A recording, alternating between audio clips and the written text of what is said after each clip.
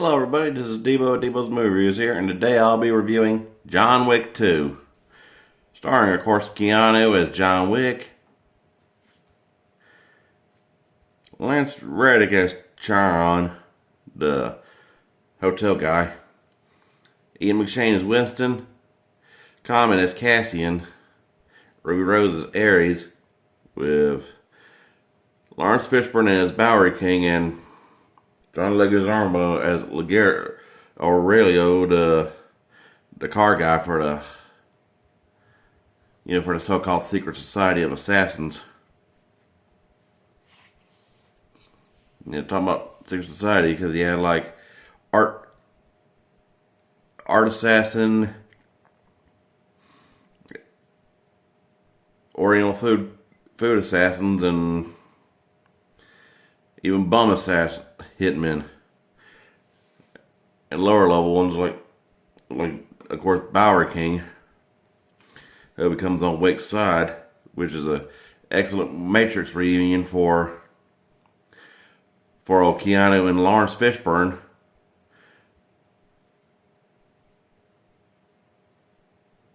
Kind of like an odd theory that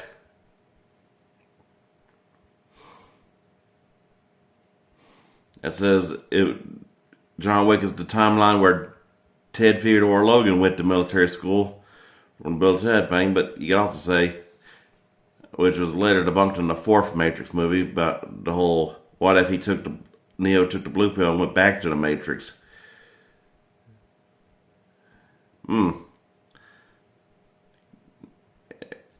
Put that thought in there. Hell, I was gonna say one funny thing that was kind of dumb was that scene where he's reburied the guns because he thinks he's out. And I was like, there's a line in the first movie, Winston told him in the first movie of, well, I know you want revenge and all, Johnny, but you know what you're getting into. Yeah. Of course, he fights the bad guys, gets cars back, which is kind of some unfinished business from the first movie at the beginning. Then had the whole chase scene with the taxi cabs, and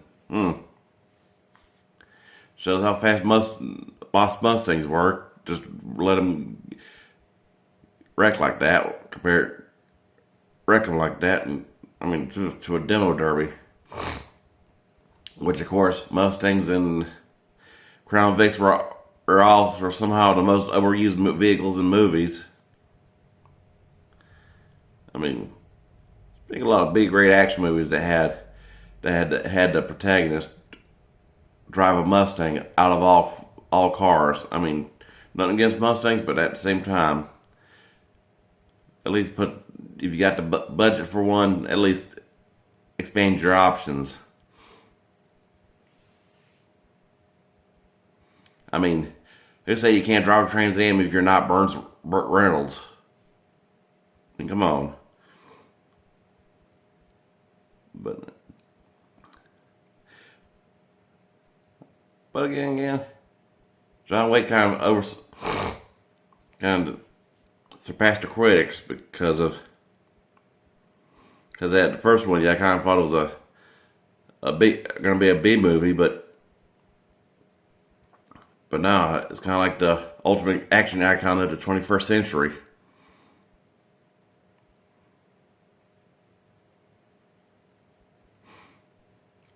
Hell,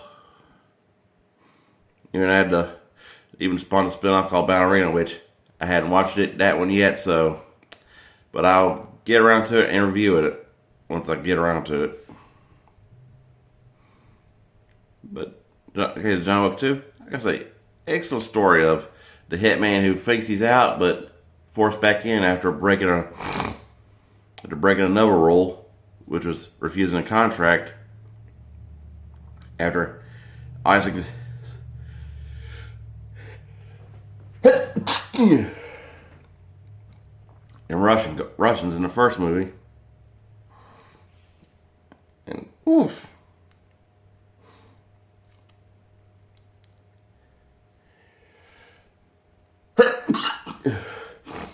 which I kind of thought was funny in the first movie where he also whooped Mayhem's ass. And in this one, I gotta give it to Common. Someone I say, someone who's known more as a rapper than a musician than an actor. I gotta say he's a better actor than a musician.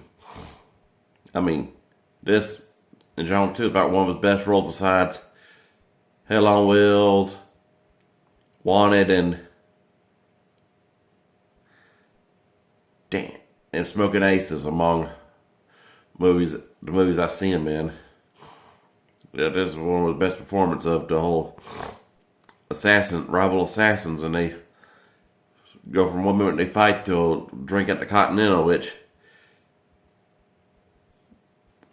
is kind of fitting why Chad Stahelski wants to is directing the upcoming Highlander remake because he took a playbook out of that in John Wick with the whole Continental buildings, which is of course reference towards to Holy Ground in Highlander, where in Highlander mortals had a long-standing rule of what happens if you don't fight on holy ground, which unlike that actually had a consequence. But I'll get around that explanation more when I come up and get a chance to do Highlander in game. But yeah, I didn't find it perfectly fitting. And excellent. And in the case of Stahelski, actually had a good relationship with Keanu, acting business-wise, because he was a stuntman in the Matrix, married to Carrie-Anne Moss, who played Trinity, and of course, he was a body double for the late Brandon Lee on the set of The Crow. R.I.P. Brandon. But overall, I gotta give John Wick 2 a definite 5 out of 5, despite how dumb that scene of the burying the guns was, which of course he lost his property and all, and then kind of knocks himself back from the top to the bottom. They're breaking rules, which of course he broke the ultimate one that whacked Miss Perkins in the first movie. And I'm just like, yep, they pushed him. They just couldn't let the man out.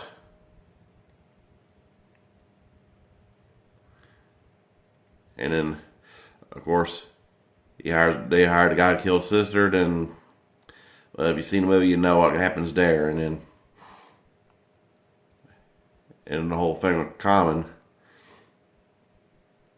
And I gotta give it to Ruby Rose. Is probably one of her best roles ever.